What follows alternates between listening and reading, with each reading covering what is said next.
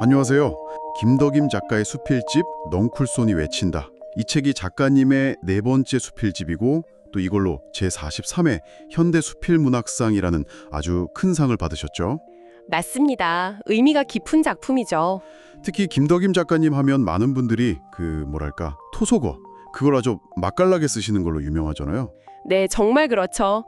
그 지역의 정서가 살아있는 듯한 그런 느낌? 그래서 오늘은 이 수필집의 서문이한 또 여러 작품 발췌문을 통해서요. 작가님이 세상을 어떻게 보시는지, 특히 그 자연이나 일상의 작은 존재들한테 어떤 마음을 건네시는지 그걸 좀 같이 느껴보려고 합니다. 좋습니다. 작가님 특유의 그 진솔함, 또 따뜻함이 있죠. 네, 그리고 생동감 넘치는 언어, 그 매력 속으로 지금부터 한번 같이 들어가 보시죠. 네, 먼저 작가님의 서문, 책을 내면서 여기를 보면 글쓰기를 떼기 같은 네글밭에서 수필이란 생물을 키우는 일, 이렇게 표현하셨어요. 비유가 참 인상적이죠. 네, 참외 넝쿨이 막 땅바닥을 기어가면서도 기어코 열매를 맺는 것처럼 글쓰기가 참 힘들지만 그 안에 보람도 있다, 뭐 이런 이야기 같아요. 그렇죠. 그 고됨과 도람을 동시에 이야기하시는 거죠. 그리고 물질 문명의 가치 폭등에 반하여 생명 정신은 빈약해져가는 요즘, 이런 진단을 하시면서 그래서 더더욱 좀 하찮아 보이는 존재들한테 마음을 열고 말을 거는 게 중요하다, 이렇게 힘주어 말씀하시더라고요. 바로 그 부분이 김덕임 작가 수필의 어떤 핵심적인 출발점 같아요. 출발점? 네, 왜 그렇게 작고 잘 안 보이는 존재들에게 주목할까? 그게 그냥 감상적인 시선을 넘어서는 거거든요. 물질적인 가치가 막 모든 걸 압도하는 이 시대에 생명 그 자체의 소중함, 이걸 다시 일깨우려는 어떤 작가적인 소명? 뭐 그렇게 볼 수 있을 것 같아요. 그렇군요. 작가적 소명. 네, 예를 들면 모종이라는 수필 있잖아요. 거기서는 텃밭의 그 작은 모종들을 보면서 나는 왜 이 아이들처럼 좀 느긋하게 기다리지 못하고 조급해야 할까? 이렇게 스스로 묻거든요. 기다림의 가치. 네, 그걸 배우는 거고 또 넝쿨손이 외친다에서는 그 어려운 환경 속에서도 필사적으로 지지대를 막 감아주고 하늘로 올라가는 조롱박 넝쿨손. 그 생명력에 정말 깊이 감탄하시죠. 네, 저도 그 부분 읽으면서 정말 와, 대단하다 싶었어요. 내 곁에 모든 것이 학교이고 스승이라더니 이런 구절이 나오는데 정말 세상을 배우려는 그 겸허한 자세가 느껴지죠. 맞아요. 그 넝쿨손의 강인함. 근데 그런 생명의 기운을 다른 식물들한테서도 발견하시잖아요. 그렇죠. 여러 곳에서요. 꽃만 보아도 본전은 뿜는다. 이 수필도 참 재밌었어요. 병든 자두나무 대신에 새로 심은 배나무랑 포도나무 보면서 그냥 열매만 기대하는 게 아니라 네, 그 이상이죠. 꽃피는 모습 그 자체에서 이미 충분히 보상을 받았다 이렇게 느끼시잖아요. 맞아요. 그 과정 자체를 즐기시는 거죠. 나무가 크는 걸 보면서 손주들 크는 거랑 연결시키고 그런 생명의 신비로움 이야기하는 부분에서는 저도 모르게 미소가 지어지더라고요. 네, 참 따뜻해요. 그러면서도 결국 내가 키운 게 아니라 햇볕과 흙, 바람과 비가 키운 것이다. 이렇게 공을 자연에게 돌리는 그 겸손함이 참 인상적이에요. 네, 그 겸손함이 기본적인 태도인데 근데 여기서 조금 더 나아가면 인간의 오만함 이런 거에 대한 날카로운 시선도 보이더라고요. 하려는 인간의 욕망을 딱 보여주는 거죠. 상징적이네요, 정말. 네, 또 도토리 나무의 단말마에서는 수종갱신이라는 그럴듯한 명분으로 수십 년 된 참나무들을 베어내는 현실, 그걸 안타까워하면서도 그 폐허 속에서 기어코 싹을 틔우는 도토리의 그 끈질긴 생명력을 대비시키잖아요. 그 대비가 참 강렬했어요. 이게 바로 인간의 인위적인 개입이랑 자연 본래의 순환, 그 사이의 긴장감을 보여주면서 결국 인간 중심적인 생각에 대해 조용히 질문을 던지는 거죠. 그렇군요. 자연과의 교감뿐만 아니라 삶이나 기억, 또 사람 사이의 관계에 대한 성찰도 이 수필집의 또 다른 중요한 부분인 것 같아요. 네, 맞습니다. 아주 중요한 축이죠. 나물칼 이야기는 저는 정말 오래 기억에 남을 것 같아요. 그 나물칼. 그렇죠. 시어머니한테 물려받은 그 날고 무뎌진 칼 하나에 그 몇 세대에 걸친 여성들의 삶과 정서가 담겨 있다는 게 정말 놀랍더라고요. 네, 사물 하나의 역사가 담겨 있는 거죠. 특히 그 칼의 입장에서 자기 탄생 이야기, 남의 다장간 풍경부터 시어머니와의 세월, 그리고 작가한테 오기까지의 그 여정을 들려주는 방식이 되게 독특했어요. 맞아요. 의인화 기법을 아주 잘 활용하셨죠. 그리고 나물 캐는 들판에서 자식들 잘 되길 비는 모습이 시어머니랑 작가한테서 딱 겹쳐지는 장면 있잖아요. 고부가 어쩜 이렇게도 쏙 빼닮았을까 하는 그 독백은 진짜 뭉클함을 넘어서 좀 경건함까지 느껴졌어요. 그렇죠. 김덕임 작가님은 이런 식으로 아주 평범하고 어쩌면 사소해 보이는 일상의 사물을 통해서 시간과 기억을 불러내고 또 관계의 의미를 다시 생각해보게 만드는 그런 힘이 있으세요. 네, 그게 참 대단한 것 같아요. 나물칼처럼 사물을 의인화하는 게 그냥 재미만 주는 게 아니거든요.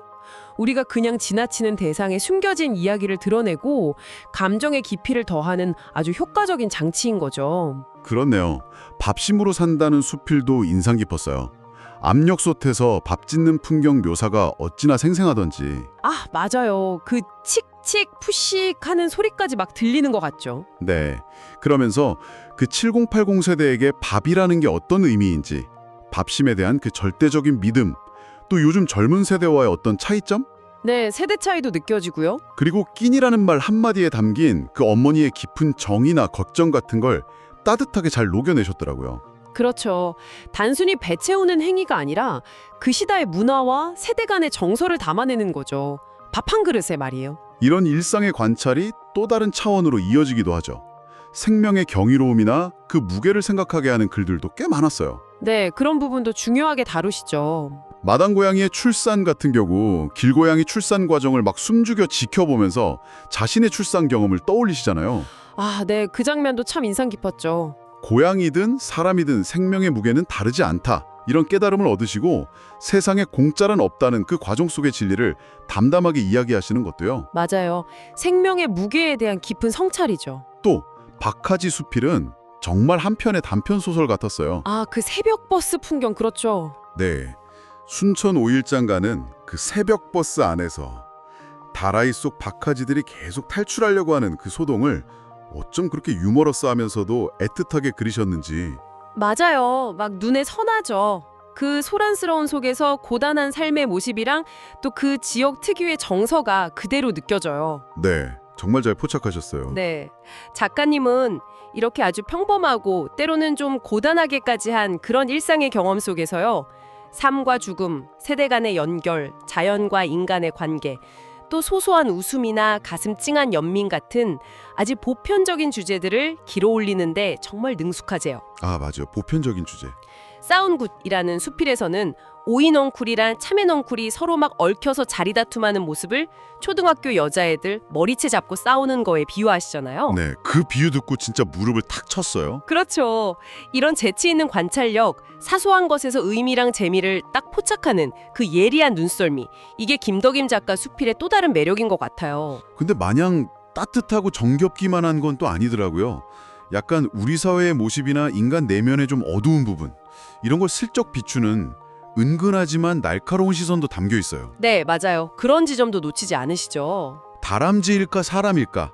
여기서는 당뇨에 좋다는 말 한마디에 다람쥐 겨울 양식인 도토리를 막 정신없이 줍는 자기 모습을 발견하고 깜짝 놀라시잖아요. 아, 그 자기 성찰. 내 안에 악귀 같은 이기심이 훨씬 두텁게 깔려있는 것이 선명하게 들여다보인다. 이 고백은 정말 솔직해서 오히려 좀 서늘하게 느껴지기도 했어요. 바로 그 솔직함이 독자한테도 거울을 딱 들이대는 것 같아요.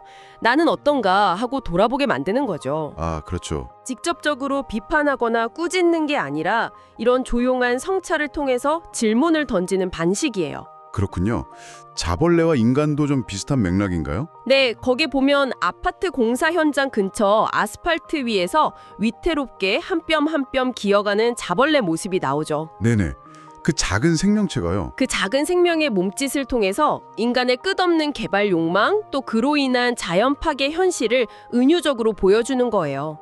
사람만큼 교만한 존재가 또 있을까? 이 잠언은 그냥 자벌레한테만 하는 말이 아니겠죠. 듣고 보니 그렇네요. 인간 전체에게 하는 질문일 수도 있겠어요. 그렇죠. 광어회는 또 어떤가요? 횟집 수조에서 멀쩡히 살아 움직이는 광어를 직접 골라서 회 뜨는 과정을 너무 세밀하게 묘사해서 읽는 동안 좀 마음이 불편할 정도예요. 아, 맞아요. 저도 읽으면서 약간 좀 그랬어요. 도대체 나는 어디까지 잔인해질 수 있는 동물일까? 이 작가의 질문은 생명을 대하는 우리 인간의 태도에 대해서 아주 근본적인 물음을 던지는 거죠. 그렇군요. 사회의 풍자적인 시선도 빼놓을 수 없을 것 같아요. 네, 물론이죠. VIP라는 수필에서는 우연히 본 VIP 장애차, 이걸 계기로 죽음 앞에서는 다 평등하다는 본질과 또 살아있는 동안에는 어떻게든 더 나은 외양이나 주위를 막 추구하는 현실, 사회의 모순, 이런 걸 생각하게 되더라고요. 네, 그 대비가 아이러니하죠. 친구분이 골프장에서 그냥 국산차 탄다는 이유로 외제차, 벤치 탄 사람이랑 다른 대우받는 에피소드. 이건 좀 씁쓸했어요. 그렇죠. 포장술이 통하는 세상이라는 작가님의 표현이 정말 핵심을 찌르죠.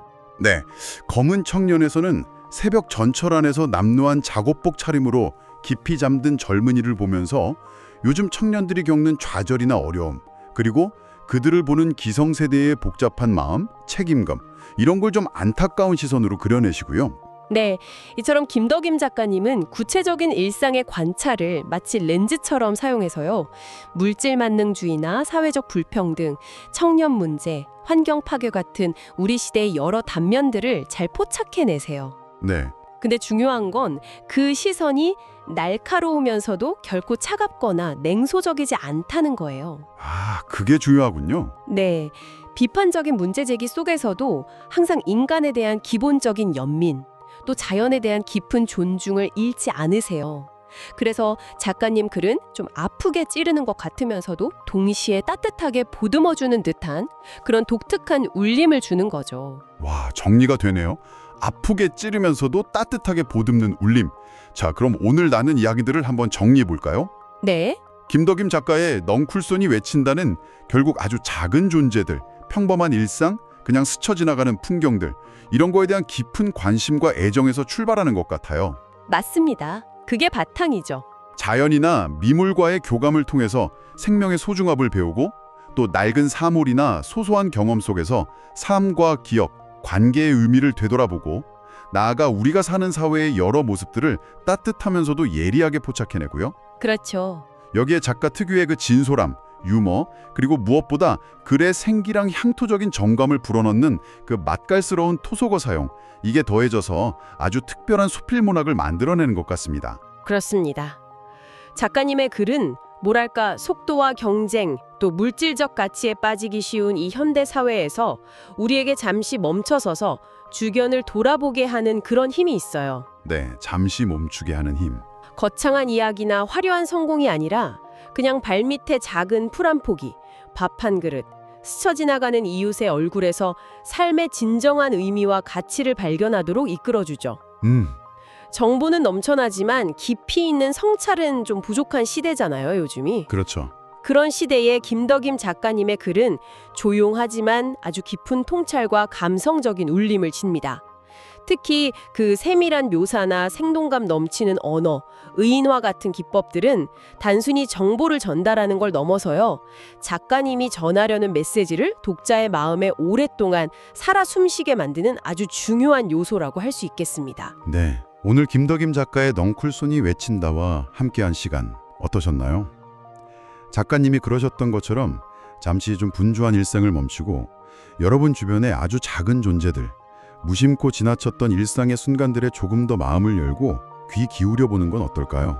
네. 어쩌면 생각지도 못했던 어떤 위로나 깨달음, 그런 걸 발견하게 될지도 모릅니다. 네. 만약 우리가 김덕임 작가님처럼 우리 곁에 아주 작은 존재들, 예를 들어 말 못하는 사물이나 식물들에게조차 진심으로 말을 걸고 그들의 소리에 귀 기울이려고 노력한다면 네, 우리는 우리 자신과 또 우리가 발딛고 사는 이 세상에 대해서 지금껏 알지 못했던 무언가를 새롭게 발견하게 되지 않을까요?